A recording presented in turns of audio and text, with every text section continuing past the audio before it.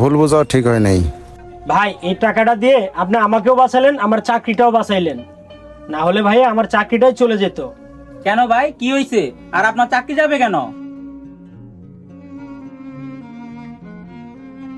ভাই দোকানটা খুলতে না খুলতে সকাল সকাল আপনাকে 1500 টাকা বাকি দিছি, তার জন্য মহাজন আমার সাথে অনেক চিল্লাচিল্লি করছে, বলছে আমাকে নাকি চাকরি থেকে বের করে দেবে।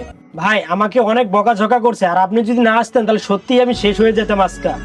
ও আচ্ছা, তাহলে মানুষের প্রতি আপনাদের একটু বিশ্বাস নেই? আর আমি আপনাদের টাকা মেরে দিব কেন? আর যদি টাকা মেরে দিতাম তাহলে তো আর আসতাম না। আর ভাই আমরা এখন এমন কেন হয়ে গেছি? মানুষের প্রতি একটু বিশ্বাস নেই আমাদের। আসলে আমরা মানুষরাই খারাপ। আমরা কিছু এমন এমন কাজ করি যাদের জন্য মানুষ আমাদের কাছ থেকে বিশ্বাসই হারিয়ে ফেলেছে। আর আপনার মহাজনের জায়গা থেকে আপনার মহাজন ঠিকই আছে, তাই বলে সবাইকে অবিশ্বাস করা যায় না। কিছু বিশ্বাস মানুষের উপর রাখতে হয়। আর মহাজন সাহেব, আপনিও মানুষের উপর একটু বিশ্বাস রাখেন, সব মানুষ একরকম হয় না।